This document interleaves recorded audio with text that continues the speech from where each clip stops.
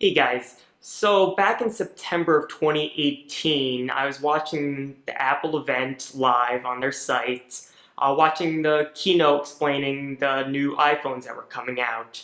They looked good to me, but at the time I had the Samsung Galaxy S9 Plus, and just looking at the specs, the Galaxy S9 Plus looked better all around, better resolution, more RAM. There's just a lot of things to like about the Galaxy S9 Plus compared to the iPhone XS Max.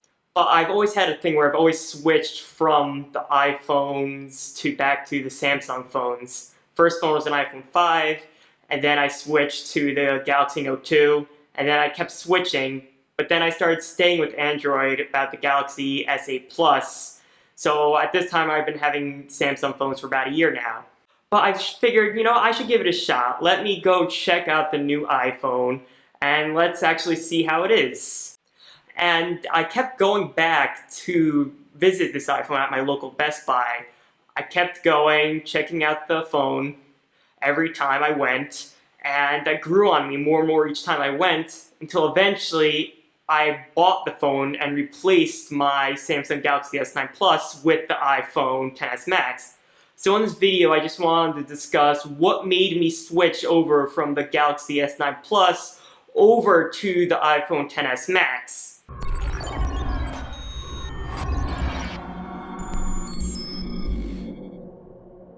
So let's go through the things that I liked about the iPhone XS Max compared to the Galaxy S9 Plus. The first thing that comes to mind is the True Tone display. Now, when I first heard about it at the Apple event, I thought it was just a gimmick. It was just some fancy blue light filter, and it would just be the same as what I had on the Galaxy S9 Plus. But when using it, it's actually a lot better than that. On the Galaxy S9 Plus, when you're using that blue light filter, it seems like you just put a yellow screen on top of everything, and regardless of where you go, it had this same yellow tint to it, which was very noticeable. And, it was nice that I was able to block the blue light, but I mean, the screen and the videos and everything you were viewing had this yellow off color to it. Now, compared to the True Tone display, the iPhone, I noticed the color changed a lot less compared to that blue light filter. Now, mind you, the purpose of True Tone isn't to block out that blue light. Its purpose is, according to Apple, to make it feel more natural, make the screen feel more natural in the environment it's in. And what this meant, or at least it seemed like to me, is that I didn't really notice the screen being either too cold or too warm depending on what environment it was in. I noticed with my Galaxy S9 Plus a lot that it always seemed it was a bit too blue or the colors are too cold was what I usually noticed. Now this irked me a little bit, I don't know why. I just like seeing displays and not noticing anything in particular about them, but I couldn't happen to notice this cold on the Android phone on the Galaxy S9 Plus. So when using the iPhone XS Max in this Best Buy, I just really liked how when looking at the colors and everything, I didn't really notice anything off about the display when using it. I love display, I watch video, I view content all the time on my phone, so a good display is an important thing. And this True Tone display, I really think, made the screen a lot better when compared to the Galaxy S9 Plus. Now, the next thing that I liked about the iPhone XS Max compared to the Samsung Galaxy S9 Plus was the operating system, iOS. Now, there's always an argument between what's better, Android and iOS. iOS is very restricting, Android's very open, you can do a lot more with it. But when it comes to use for me personally, iOS is just a better experience. No matter what Android phone I have, I always seem to have some issue with Android itself. My phone would crash at least once a week, and there'd always be times throughout the day, maybe 3 to 4 times a week, where my phone would just freeze, and there was nothing I could do about it except shut it off and turn it back on. This, gets on your nerves after a little while, and I just got used to that way of life. But whenever I was with iPhone, whenever I was iOS, I never had these glitches or hiccups. I never had a freeze, and my phone never crashed. And it's a reliability thing. It just feels better when I don't have to worry about my phone crashing in the middle of something and losing my progress, or having to wait for my phone to restart. Now, I know different people have different experiences, and maybe I've just been unlucky, but personally, I'm gonna stick with the phone where the operating system actually works most of the time.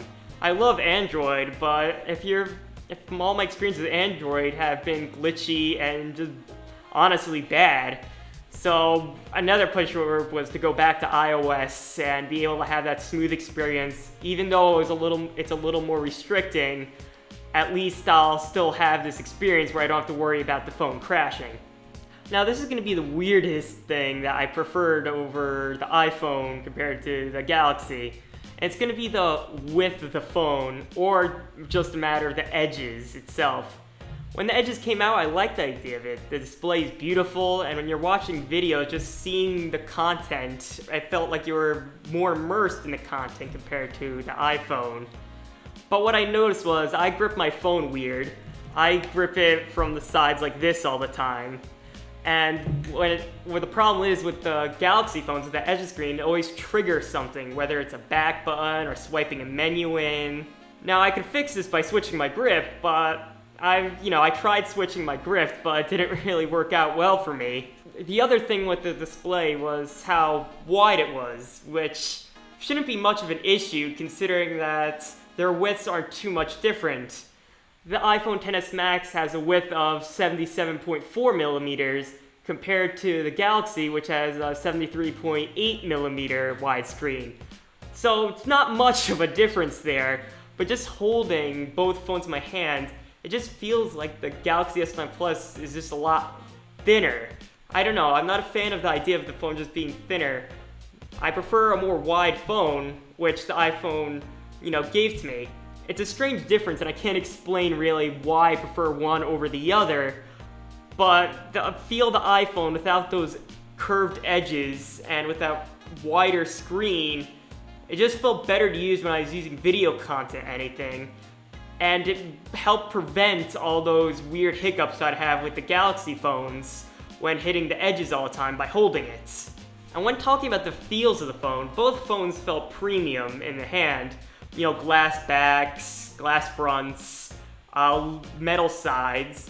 But the difference to the iPhone XS Max was it has that stainless steel sides all around it. One of the cases I use, for example the one I have right now, you can see that stainless steel bottom right there.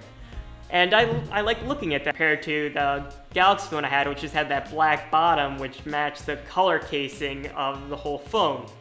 Now, both phones do look beautiful, but it's just that slight edge with that stainless steel sides that has me preferring the iPhone compared to the Galaxy phone.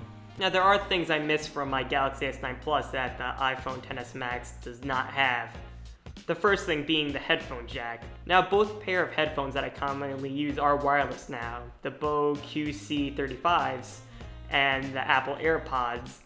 But there's situations like when I'm in a car and my friend has an aux cable and asks me to plug in my phone to play some music, or even some of my stereos still have only an aux cable.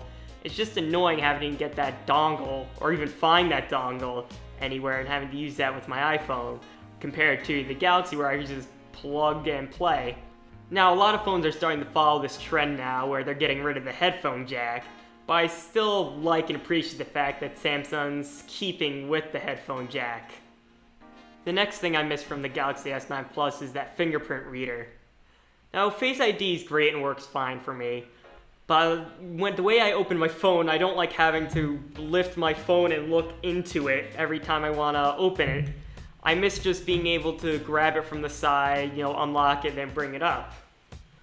Now, I preferred the fingerprint reader being on the front, like with the old iPhones.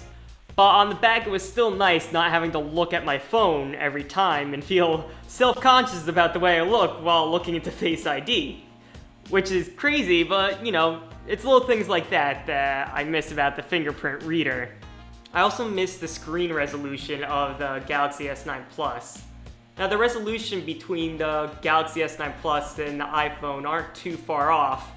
The Galaxy has a 2960 by 1440 screen compared to the iPhone's 2699 by 1242 screen. But when watching video content, which is one of the main things I do with my phone, I just noticed that extra little detail on the Galaxy compared to the iPhone. Now, it's not enough to make me stay with the Galaxy, but it's just, I miss having those little details and that little bit better screen resolution that the Galaxy offered when compared to the iPhone. I also miss the pricing of the Galaxy phones when compared to the iPhone. Now, Apple's always had a Apple tax on all the products that they have, but especially with the iPhone XS Max, you can really feel that extra price bump that's on there. Now, the iPhone XS Max starts at $1,099 for the base configuration with 64 gigabytes of storage. But with the one I got, that 256 gigabytes of storage, it cost me $1,249, which is crazy, the most I've spent on a phone, and I've paid less for laptops that I've owned in the past. Now compare this to the Galaxy S9 Plus that I had. It had 64 gigabytes of internal storage, and I got that for $840. But even if I got the 256 gigabyte version of the Galaxy S9 Plus, that still would have cost me only $959, which is still a lot less compared to the iPhone XS Max. And the one feature that the Galaxy phone has over the iPhone is it has expandable storage.